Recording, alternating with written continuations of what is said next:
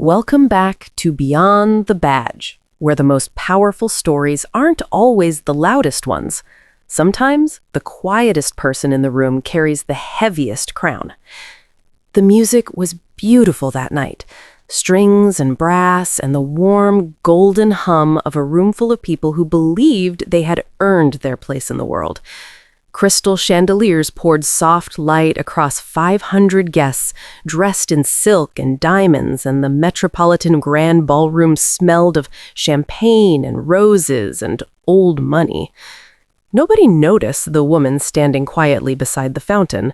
Nobody noticed her simple cream dress, or the stillness in her eyes, or the way she watched the room the way a surgeon watches a patient, carefully, patiently, seeing things no one else could see. Her name was Naomi Ellington, and in less than 3 hours, every single person in that ballroom would know it. But first, they would humiliate her. The young woman in the scarlet gown didn't slow down. She moved through the crowd like she owned every inch of it, her diamond necklace throwing light in every direction, her laughter sharp enough to cut.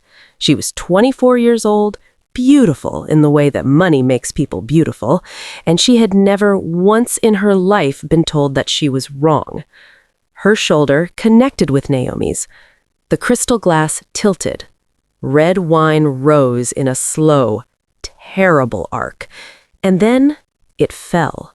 Deep crimson spread across the cream silk like a wound opening, slow, deliberate, irreversible. The music didn't stop. The chandeliers didn't dim, but something shifted in the air of that room, something invisible and electric, the way the atmosphere changes just before lightning strikes. The young woman looked down at the spill. Then she looked up at Naomi, and she smiled.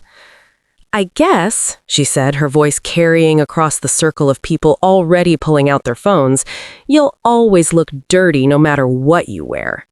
Laughter rippled through the crowd. Her father lifted his scotch glass in quiet amusement. Her mother smiled behind diamonds and pearls. And Naomi Ellington stood perfectly still, wine soaking into her hair, dripping down her back, pooling silently at her feet, while 30 people recorded and not one single soul offered to help. She didn't move. She didn't cry. She didn't say a word. Because Naomi Ellington had spent 53 years learning something that no amount of money could teach and no amount of cruelty could take away. Cruel people reveal themselves most completely when you give them room to finish. 3 hours earlier, rain had tapped softly against the windshield of a black Mercedes parked 2 quiet blocks from the ballroom's entrance. Naomi sat in the back seat, her tablet balanced on her knee, reading through documents that most people in that ballroom would never understand and would never bother to learn.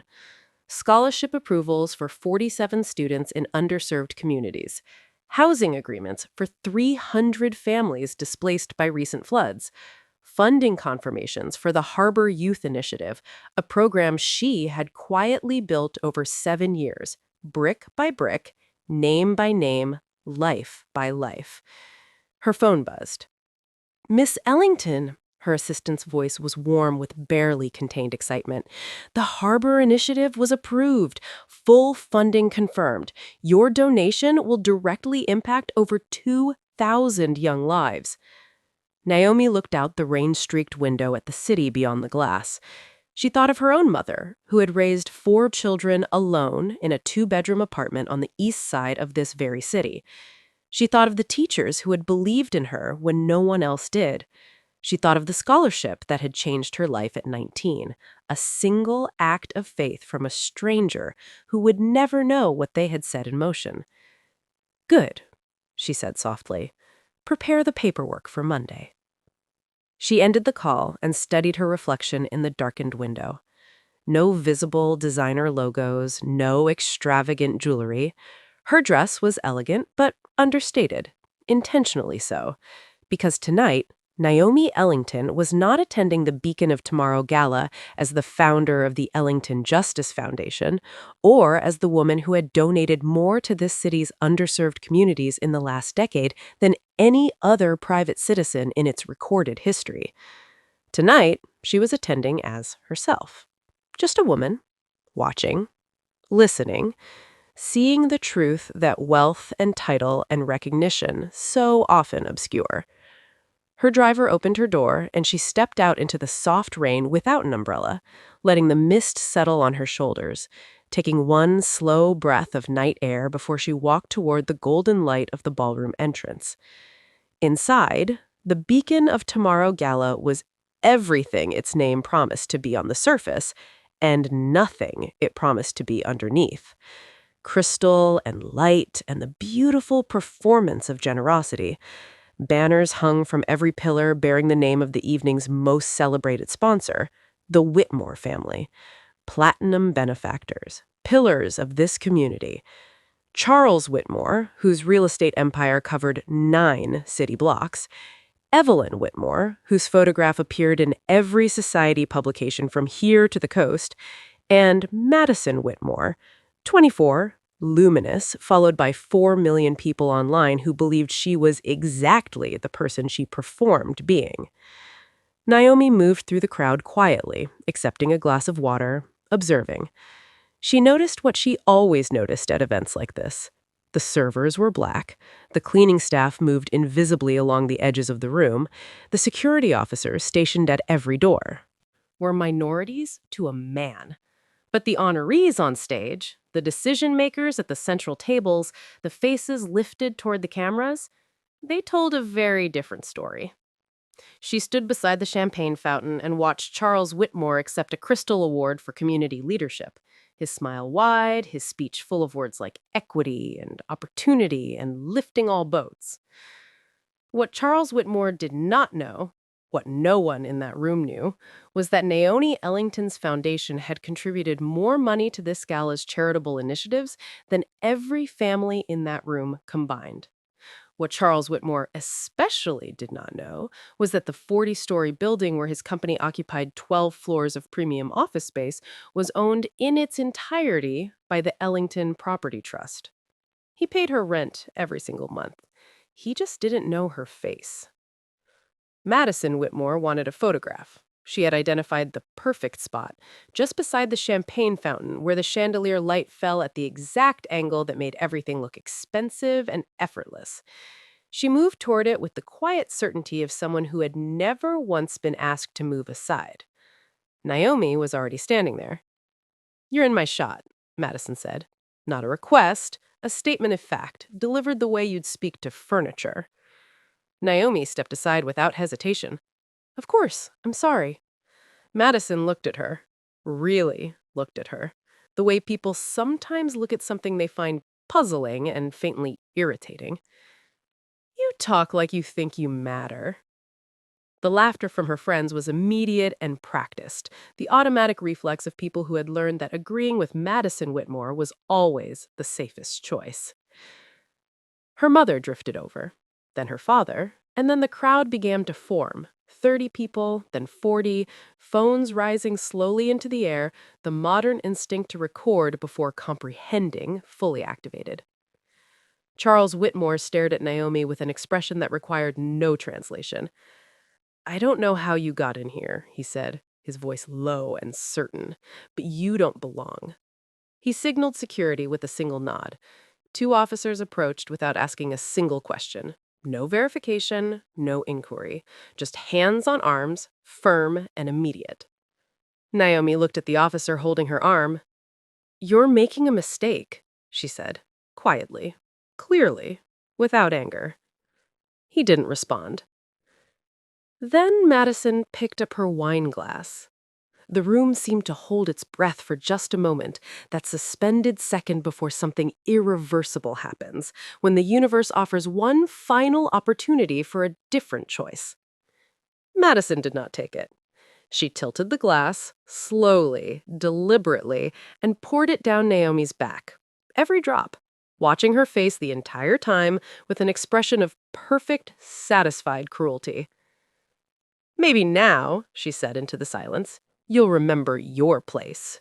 The laughter that followed was the loudest of the evening, and Naomi Ellington stood in the center of it, wine soaking her hair, her dress, her skin, and she felt something that had nothing to do with humiliation and everything to do with grief. Not grief for herself, but grief for every person who had ever stood in a circle like this one, every person who had ever been reduced to a spectacle, every person whose humanity had been treated as optional. She thought of her mother. She thought of the 47 scholarship students whose papers she had been reading 2 hours ago. She thought of a little girl who had grown up on the east side of this city, believing that if she worked hard enough, if she gave enough, if she built something real enough, the world would eventually see her as she was. The handcuffs were cold. The metal was tight enough to leave marks. And still, nobody asked her name. The ballroom doors opened 10 minutes later. Police Chief Daniel Carter stood in the doorway, and the expression on his face was not the expression of a man arriving at a routine disturbance. It was the expression of a man who had just understood something that made his stomach drop completely. He crossed the room in 12 long strides. "Remove those handcuffs," he said. His voice was controlled, but only barely. "Right now."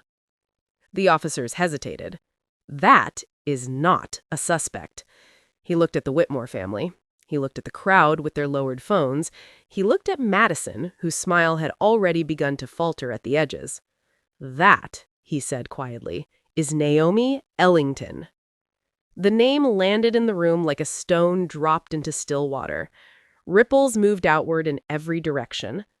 Founder of the Ellington Justice Foundation, the single largest private donor to this city's education and housing initiatives in the last 10 years. The woman whose foundation contributed $60 million to the programs being celebrated in this room tonight. He paused. "And the woman," he said, his eyes moving to Charles Whitmore, "who owns the building your company operates from." Charles Whitmore's glass slipped from his fingers. It shattered at his feet. Madison's phone followed a half-second later, and the room that had been full of laughter became the quietest place on earth. Naomi rubbed her wrists slowly where the handcuffs had been. She stood, wine-soaked, marked, witnessed by 500 people and the rolling cameras of 1,000 phones already sending their footage outward into a world far larger than this ballroom. She looked at the Whitmore family. Not with rage, not with revenge, but with something quieter and more devastating than either. She looked at them with truth. "You didn't know my name," she said. Her voice was steady. It filled the room the way a single candle fills a dark space, not with force, but with undeniable presence. "But you knew I was human." Madison was crying now. Charles was already reaching for his phone. Evelyn stood with her hand pressed to her mouth, her eyes wide with the particular horror of someone watching something irreplaceable break beyond repair. But it was already beyond repair. The footage had been spreading for 8 minutes. It was already on 4 continents. Comments were filling beneath it in languages the Whitmore family would never speak, from people who had never heard of the Metropolitan Grand Ballroom, who had never attended a charity gala, who nevertheless recognized in one quiet, wine-stained woman something that reached across every difference and spoke directly to the deepest human nerve. They all knew what it felt like to be looked through. They all knew what it felt like to be made small. And they all recognized in Naomi Ellington's stillness something they had been trying to find words for their entire lives. Naomi did not celebrate. She did not hold a press conference or accept interview requests or allow anyone to photograph her in the ruined dress for maximum symbolic effect. She went home, sat in her kitchen with a cup of tea, and called her assistant to confirm that Monday's paperwork would be ready. Then she called her mother. They talked for an hour about nothing important, about the garden, about her nephew's school play, about a recipe her mother had been trying to perfect for 40 years and still hadn't gotten quite right. She slept well. In the weeks that followed, investigations were opened into the Whitmore organization's hiring and housing practices, investigations that had been long overdue. Lawsuits were filed, contracts dissolved, partnerships quietly ended. Madison's following dropped by half in 72 hours and continued falling. Not because Naomi pursued them, but because the truth, once released, requires no assistance. What Naomi did instead was build. She established the Ellington Dignity Legal Fund, a resource for individuals who had faced discrimination and had previously lacked the means to fight back. Within 3 months, 412 people had come forward, people who had been carrying their stories in silence, sometimes their entire lives, people who had accepted their treatment as permanent because no one had ever told them it could be otherwise. One evening became a movement. One wine-stained dress became a symbol. One woman's dignity, offered up involuntarily by people who believed dignity could be taken, became the foundation of something that would outlast every single person present in that ballroom that night. 6 months later, Naomi stood at her office window in the early morning, watching the city come alive below her. Delivery trucks, dog walkers, a young woman in scrubs coming off a night shift, moving with the particular exhausted grace of someone who gives everything and asks for very little in return. A child, small hand tucked inside a grandfather's large one, stopping to look at something on the sidewalk that no adult would have noticed. Her assistant knocked softly. "Your first appointment is here." Naomi turned from the window. "Send them in." Because her story had never been about power, the people who humiliated her had made it about power, the way frightened people always do, reducing everything to a hierarchy, a question of who belongs and who does not. But Naomi had always known something simpler and more enduring. She knew that dignity is not something that can be poured away. She knew that humanity cannot be handcuffed. She knew that the most dangerous person in any room full of cruelty is the one who refuses to become it. And she knew, had always known, from the East Side apartment to the boardroom to the wine-soaked ballroom floor, that you never need to know someone's name to know they deserve respect. You just have to be willing to see them. They laughed when they thought she was powerless. They begged when they learned she wasn't. But Naomi Ellington had already moved on. Because she had never been fighting for power. She had been fighting for something they never understood. Something no gala could give them and no scandal could ever take from her. She had been fighting for the simple, sacred truth that every human being, in every room, in every moment, is already enough. If this story reached something inside you, if it reminded you of someone you love or something you have felt or a truth you have been carrying quietly, please share it with someone who needs to hear it today.